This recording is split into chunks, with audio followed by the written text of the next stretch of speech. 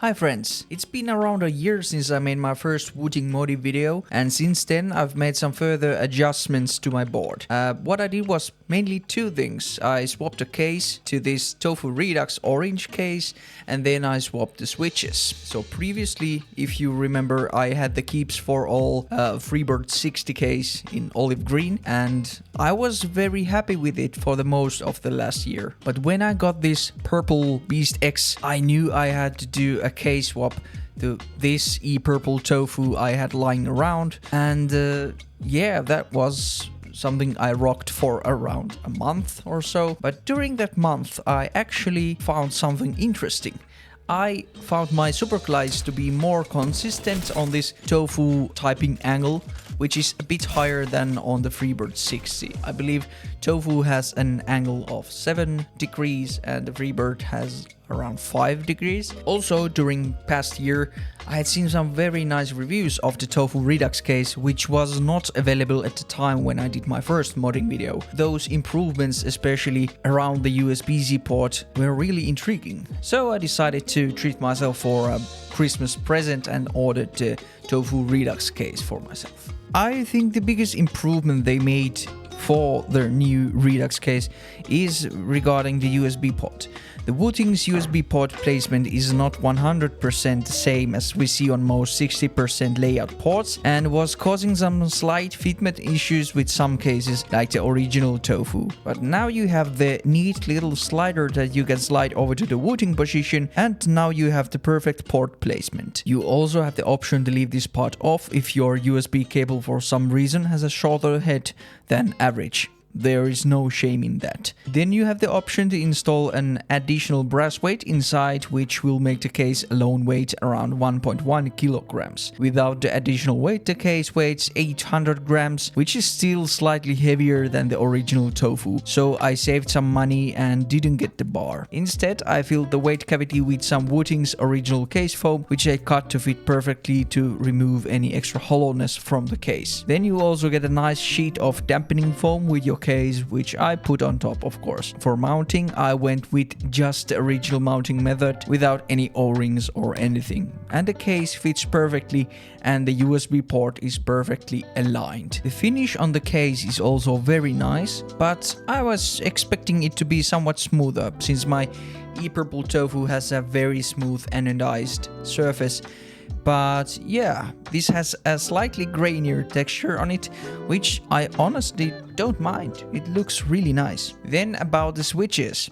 So during this past year there have been a lot of new magnetic switch releases that are compatible with the Wooting, but the one that caught my eye the most was Lekker 45 switches. The Lekker 45s have a slightly lighter spring that will not fatigue your hand as fast as the original Lekkers, but honestly I didn't have any fatigue problems with the original switches either. I just wanted to see if they made any upgrades to the fitting of the stems and if it's easier to do those movement shenanigans with some lighter switches on the Wooting. So of course the first thing I did with the switches was lubing them with some Krytox 205 grade 0. I'm not gonna go over my loop process since there are better tutorials for that, but I have 2 pointers. Invest in a switch opener and don't go overboard with the lube. Slight sheen is enough. Now I know some of you are wondering if the lubing even makes a difference, and for that, just listen to this.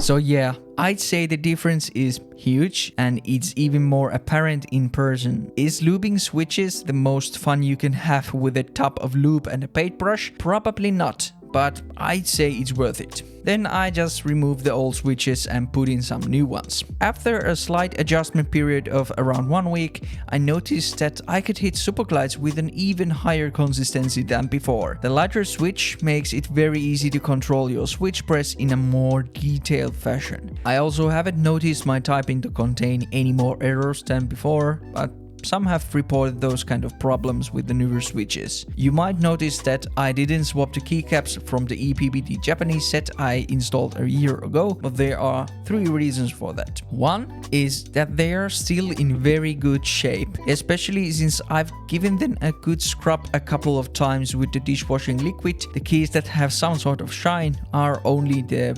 WASD keys and my crouch key, which is V. Yeah, I'd say that is very impressive since I had this keycap set in another keyboard for around a year before I got to Wooting. That is basically the main benefit of using PBT over ABS. Second reason is that I prefer the sound of PBT more with this keyboard than ABS. I also tested an ABS set from Domiki with this. I think it produces a slightly higher pitch sound, while this PBT set has more thockiness to it. And thirdly, it's very hard to find a good quality ABS set with Nordic ISO layout, which I have the board in. Usually those are very hard to find, or if you manage to ever find one, they are super expensive. That's why I stick to this ePBT Japanese set. But here is a sound test with all these new modifications and these same old keycaps.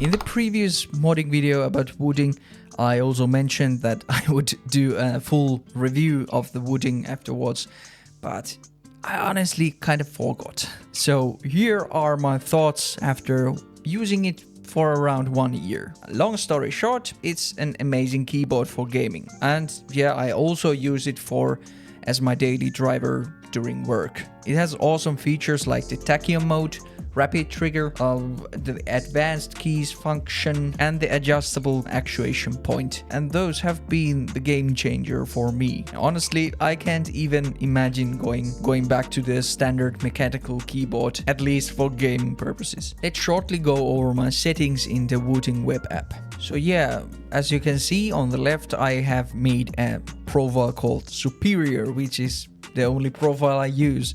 Starting from the lighting tab or the color tab, I have set the global brightness of the RGB lighting to 0%. As you may know, I dislike RGB. Then we can go over to the performance tab, and here I have set like the global actuation distance to 1 millimeters. On my per key actuation points, I have set my WASD to 0.1 millimeters, which is the lowest setting. It may be too sensitive for some, but after some time of using it, it just feels very natural to use. And then I have set the actuation to 4, which is the highest for some keys that I don't want to accidentally press while in game, like my ESC tab caps lock. Then I have set some other keys to 2mm actuation that I use while in game, but I don't want to hit them by accident, like Q